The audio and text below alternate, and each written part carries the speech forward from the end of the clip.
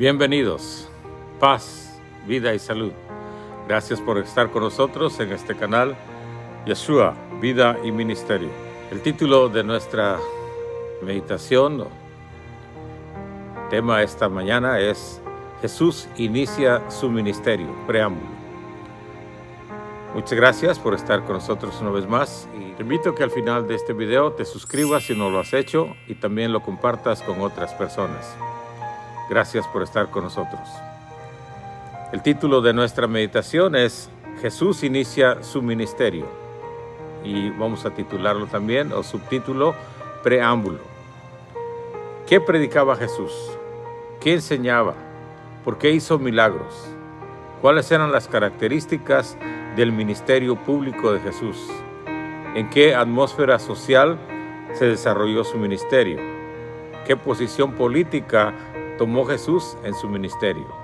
Estas y otras muchas más preguntas surgen al pensar en el ministerio de Jesús.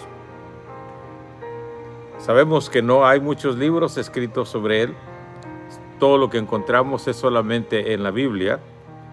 Un historiador judío solamente lo trata brevemente y no lo acepta como lo que Jesús dijo que era el Hijo de Dios, sino como un solo hacedor de milagros. Pero siendo así, el libro más vendido a hoy, en este año, en octubre 8, o agosto 8, es la Biblia, con más de 5 billones de libros vendidos. Entonces, en solo 3 años y medio que él estuvo ministrando, evangelizando, cambió la historia del mundo, cambió la historia de la humanidad. Cada día que se escribe una carta se pone antes o después de Cristo el documento, porque en verdad vino a cambiar no solamente el aspecto religioso, sino filosófico, moral, histórico del mundo. Entonces, el hablar del ministerio de Cristo necesita mucha paciencia, escudriñar las Escrituras, meditación, oración, porque muchos detalles de su vida no están escritos. Los evangelistas solo escribieron lo que consideraron pretendiente para el tema y la gente que estaban dedicados. Aunque Jesús solamente se movió alrededor de 200 kilómetros, su ministerio no, es decir, él no salió más allá de esos kilómetros. Sin embargo, su influencia rápidamente se propagó hasta todos los confines de la tierra. En los siguientes videos comentaremos detalladamente cada uno de sus milagros, cada uno de sus sermones. Hoy solamente queremos tratar estos puntos: su estilo de vida, su actitud social, sus disputas sobre la ley y su autoridad.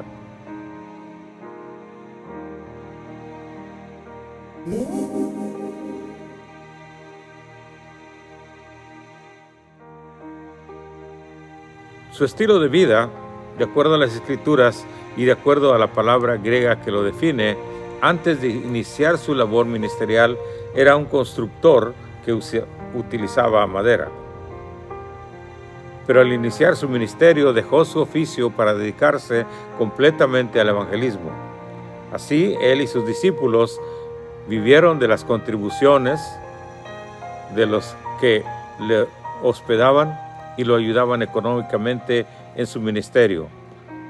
Había muchas mujeres que le servían, así lo declara Marcos 15, 40 al 41.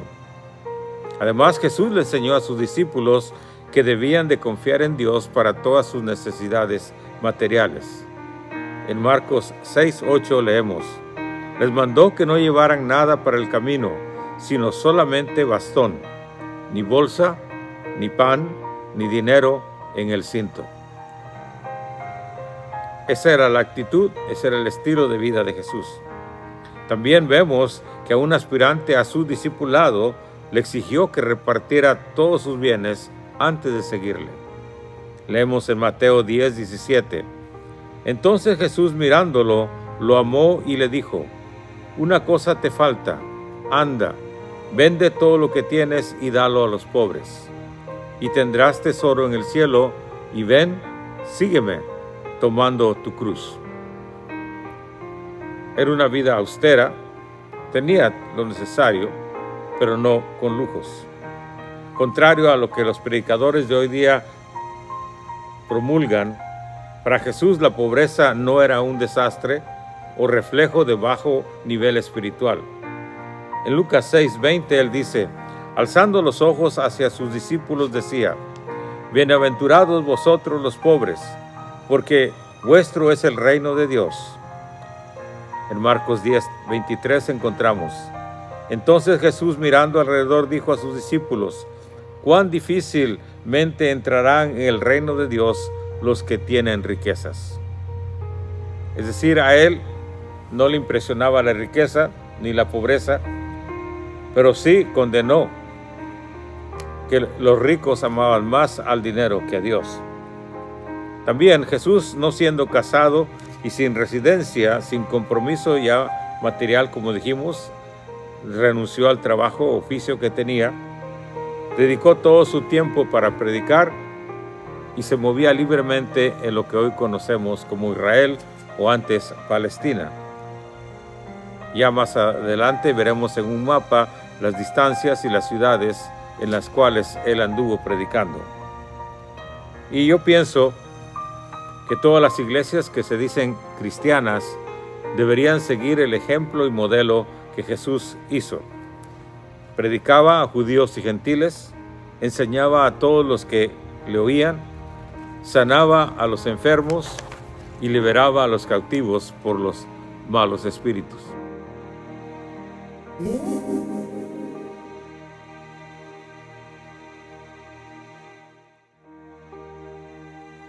Segundo punto, su actitud social. Muchas veces algunos lo usan como ejemplo para socioeconomías o sistemas que en verdad él no promulgó. Pero veamos un poquito sobre su actitud social. Una de las más criticadas por los fariseos y saduceos, los religiosos judíos, fue la costumbre de Jesús de entablar conversaciones y relaciones con los marginados de la sociedad judía, tales como los leprosos, los paralíticos, mendigos, con las personas de dudosa conducta, como los publicanos, con mujeres de dudosa moral, como la samaritana. También entabló conversación con los gentiles, con los romanos, que eran odiados por los judíos porque eran sus opresores. Jesús, pues, dio cabida a todos aquellos que venían a él sin importar la clase social, la raza o estado económico. Jesús, en el relato del buen samaritano en Lucas 10, 29 al 37, en una forma audaz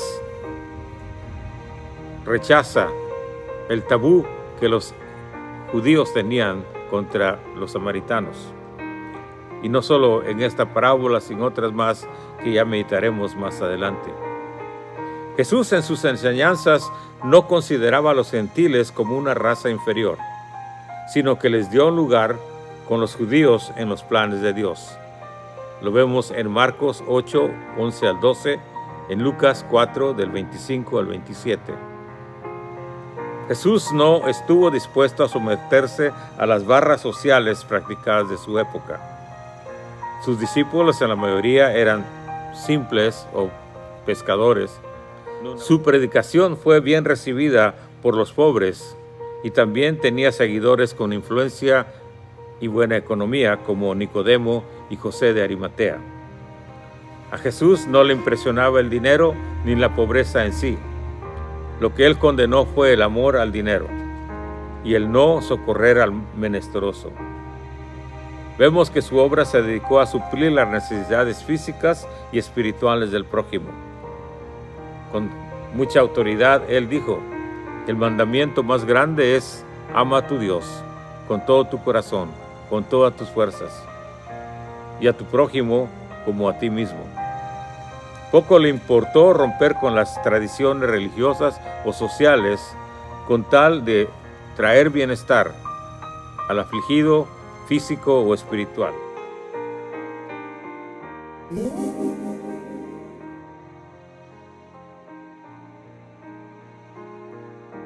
Punto 3. En sus disputas sobre la ley. Por boca de los paisanos de Jesús, sabemos que Jesús no tuvo la educación escolar como los fariseos y escribas. Ellos conocían a Jesús como el carpintero, tal vez el mismo oficio que José había tenido. Pero por su sabiduría se colocó como un rabí o maestro.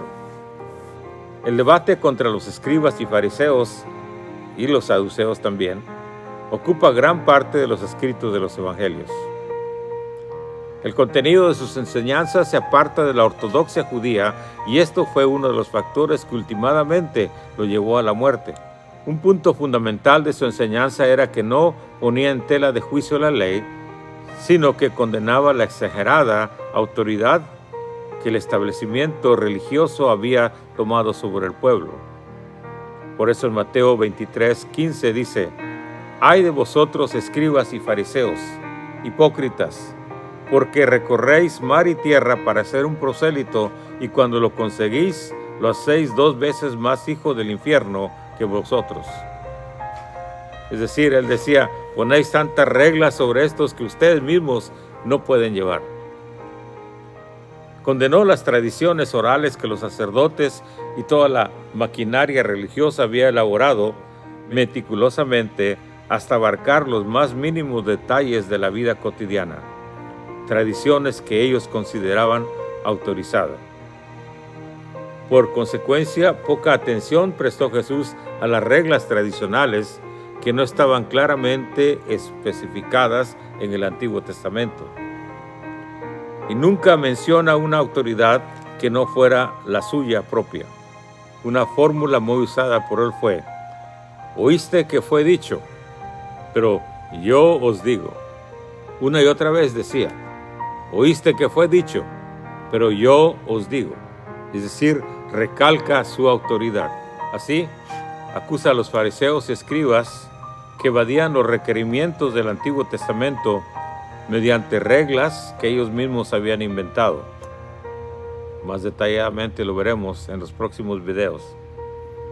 Y descarta la pureza ritual como algo trivial. En las numerosas disputas sobre el séptimo día o sábado, encontramos en Marcos 2:23, Lucas 13, del 10 al 17. Esta era una de las áreas en que más intensamente habían creado una maraña de reglas y normas los fariseos. Las dejó a un lado para ir al propósito original del día de reposo, y él afirmó su propio derecho de determinar su correcta observancia. Esto es lo que irritaba al clero de entonces. Así, se declaró mayor que el templo y señor del día de reposo. Me da tristeza que algunos que se dicen cristianos no entienden esto. Los fariseos lo entendieron exactamente lo que quería decir cuando él dijo: «Aquí está uno mayor que el templo y es Señor del sábado». Encontramos en Mateo 12, 6 y 8. En el Sermón del Monte se ve el enfoque revolucionario que Jesús da con respecto a la ley del Antiguo Testamento. Él va más allá de la palabra literal, porque él quiere ir a la idea que está detrás de cada una de ellas. Y óigalo bien, él coloca los principios antes que los preceptos. He oído mucho ahí que preceptos aquí, que preceptos allá, pero no entienden el propósito de los preceptos. Esto, como ya les dije hace un minuto, hacía rabiar a los fariseos y escribas, que se consideraban la única autoridad. Como hoy día hay líderes que se consideran la única autoridad. De esto comentaremos también en los próximos videos sobre el templo y el día de reposo. Estos cambios drásticos pues que hacía y de las cuestiones legales convirtió a Jesús en un gran peligro para el orden eclesiástico judío, y también la popularidad que él ganaba entre la clase media y pobres hizo que lo vieran como una amenaza para sus propósitos, y al final decidieron matarle. Así pues, las discusiones, conforme va avanzando de su ministerio, y lo veremos, se dice que el primer año es el año de la popularidad, el segundo año del establecimiento y el tercer año de la contrariedad, que lo va a llevar a la cruz. Entre las últimas discusiones encontramos en Marcos 3:22, dice: pero los escribas que habían venido de Jerusalén decían que tenía a Belcebú y que por el príncipe de los demonios echaba fuera a los demonios. A lo que Jesús contesta: vosotros de vuestro padre el diablo sois y queréis hacer su voluntad. En Juan 8:44. Jesús se vio obligado a denunciar las tradiciones sin propósito, a las actitudes legalistas que condenaban a todo mundo. Con razón él dijo: este es un nuevo pacto. Este es el evangelio o las buenas nuevas de salvación.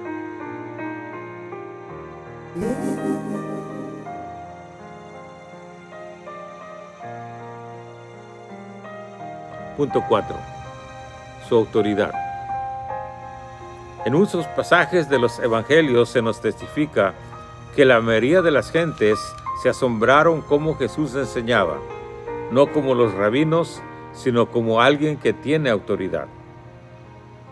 Ponía marcado énfasis en que él tenía la autoridad. Marcos 1:27 dice: todos se asombraron en tal manera que discutían entre sí diciendo: ¿qué es esto? ¿Qué nueva doctrina es esta que con qué autoridad manda aún a los demonios impuros y le obedecen? El pueblo de Israel se vio asombrado por sus enseñanzas claras, directas y con autoridad. Hombres que sabían de autoridad, como el centurión romano, lo reconocieron claramente.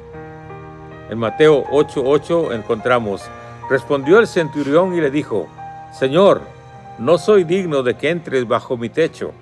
Solamente di la palabra y mi criado sanará. Pues también yo soy hombre bajo autoridad y tengo soldados bajo mis órdenes. Y digo a este: ve, y va. Y al otro: ven, y viene. Y a mi siervo: haz esto, y lo hace. El enemigo de nuestras almas no quiere que tú tomes la autoridad que Dios te ha dado. Continuamos. Tal era su autoridad que echó fuera a los que vendían y compraban en el templo. Sí, en el templo de Jerusalén. Y volcó las mesas de los cambistas. Esto lo encontramos en Marcos 11:15 al 16. Aunque Jesús rehusó declarar abiertamente delante de sus enemigos con qué autoridad los hacía, encontramos que al final de su presencia en la tierra dejó claramente establecido a sus discípulos que Él tiene toda autoridad en el cielo y en la tierra. Y por lo tanto dice: id y haced discípulos. Este es el Jesús verdadero. Es el Jesús que tiene autoridad. Es el Jesús que vino con un propósito bien definido. Este Yeshua de Nazaret cambió la historia de la humanidad, como dijimos, con un primero y un después. Este Jesús de Nazaret proclamó el arrepentimiento de los pecados. Esas fueron sus primeras palabras. Ya más adelante, como decimos, vamos a ir en detalle. Sus primeras palabras fueron: arrepentidos porque el reino de los cielos se ha acercado. Todo el mundo quiere oír, Dios te va a prosperar, Dios te va a enriquecer, Dios te comprende aunque no cambies. Arrepentimiento quiere decir cambiar de dirección. También Jesús promete a toda mujer o hombre que le busque que Él encontrará paz, reposo y vida eterna. Es mi deseo de todo corazón que tú tengas una relación personal con Él, que le conozcas en espíritu y en verdad, que estás seguro de tu salvación. Y si no lo estás, yo te invito a que le invites a tu corazón. Dile: Señor Jesús, yo reconozco que soy pecador. Yo reconozco que necesito tu perdón. Acepto tu sacrificio en la cruz del Calvario. Hazme una nueva criatura. Él dijo: yo soy el camino y la verdad y la vida. Nadie viene al Padre sino por mí. Yo sé que es radical, algunos no lo quieren aceptar, pero hay un solo camino al cielo. Ninguna religión te lleva al cielo. Es una persona, el Hijo de Dios, Jesús de Nazaret. Si tú vienes a Él, te garantizo que nunca te vas a arrepentir. Aceptar a Cristo es la decisión mayor de toda tu vida y de toda la eternidad. Tener a Cristo en tu corazón cambia no solo esta vida, sino eternamente. Es la promesa que Él dio, que nos quiere dar vida y vida en abundancia. Muchas gracias por llegar hasta aquí.